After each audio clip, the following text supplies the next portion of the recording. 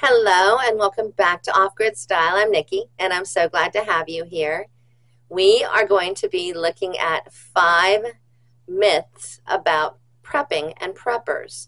And the reason I did this video was because I was in a conversation the other day with somebody and we were discussing a third person and they mentioned, oh, well, don't worry about them. They're one of those, end of the world prepping people.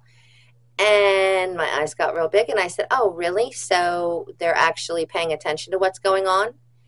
And this person didn't know what to respond. I never acknowledged that I possibly might be prepping or preparing for anything. Not her business. But thought it was kind of funny, and that's what spurred me on to create this video. So as we all know, the practice of prepping is one that has gained a lot more interest over the past few years, but there are still a ton of misconceptions that surround the practice of prepping and the people that are doing the prepping. So let's find out what they are.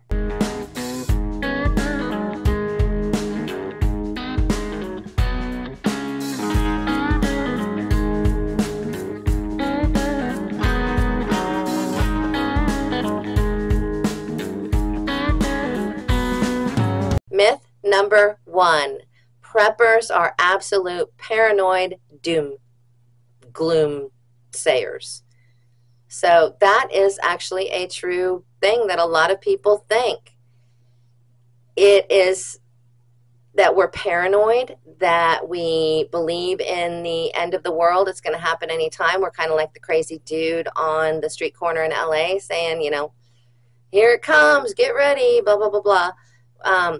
Not quite that bad, but that is what we are, and that's how people view those that prep. If you enjoy this video, do me a favor if you would, like, comment, and subscribe. I really appreciate it. Thank you very much. And in reality, preppers are from all walks of life and prep for all different kinds of reasons. If you watched my 5 political preppers video, you would know that. Some believe that there is an end coming and they want to be ready for it. Absolutely, 100%. They're not paranoid, but they're watching and that's what they feel is going to happen. Then you have others who just want to be self-sufficient and just be prepared and have that peace of mind that if something were to happen, they're ready for it. Here's another fun myth. Preppers are all conspiracy theorists and conspiracy nut jobs. And yeah, while there can be some nut jobs out there in every walk of life and in every type of scenario and social situation, for the most part, preppers base their choices and their actions on practical concerns based on what they're seeing, what they're hearing, what they're witnessing with their own eyes, all of those things that are the reason and the impetus for them going ahead and doing preparations as a just in case. Ultimately, prepping is really about being prepared for any potential eventuality, real world eventuality, not that aliens are going to come down and take a bunch of people away, for instance. There may be some people who believe that. I don't think the mass majority of people believe that. Most of us believe in disasters, emergencies, natural disasters, man-made disasters, potential conflicts, those types of things, and that's why people prepare. Myth number 3, preppers are isolated and antisocial hermits. Well, as I get older, I'm not as big a fan of people anymore, but that's just me having lived in a tourist area for a long, long time. I just don't like dealing with people anymore. That's all it is. Doesn't have anything to do with what I choose to do as far as preparing is concerned. I'm not a hermit. I don't want to avoid society. I don't mistrust everyone just because they're another person. And I'm sure 99.9% of other preppers feel that same way. Most preppers are actually very, very friendly, and they want to be helpful to their loved ones and their neighbors. They're not hermits. Most preppers want to build communities. Most do, as I said. Most want to build communities of like-minded people, mags, if you will. They want to share knowledge. They want to help with resilience efforts of those around them. So the thought that we're all hermits and hate people and anti-society is actually the exact opposite of what we are. Another myth, preppers prepare for apocalyptic happenings. No. I mean, granted, yeah, I am prepared for that if it should happen, most of them. Some of them we just can't prepare for, no one can. But that is not the sole or only or even the main reason why I do prepare, why most preppers prepare. Most preppers prepare because they have the idea that, okay, I live in a place where there's lots of hurricanes.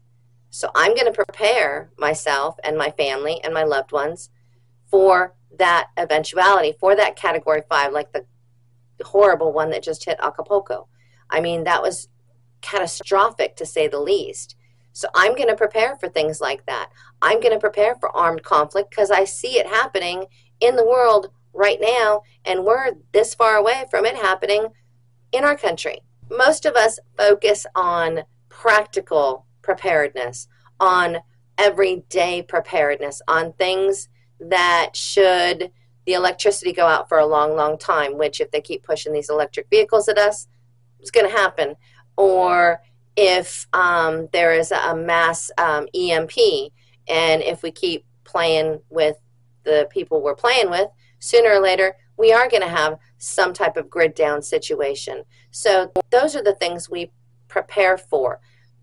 True potential disasters, not whacked out end of the world disasters.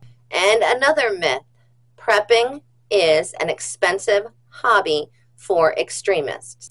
Okay, well, yeah, I'm sure for extremists who want to have a survival camp and have, you know, tanks and all that other stuff, that 0.1% of all of the prepping community that does things like that, I bet it is real expensive.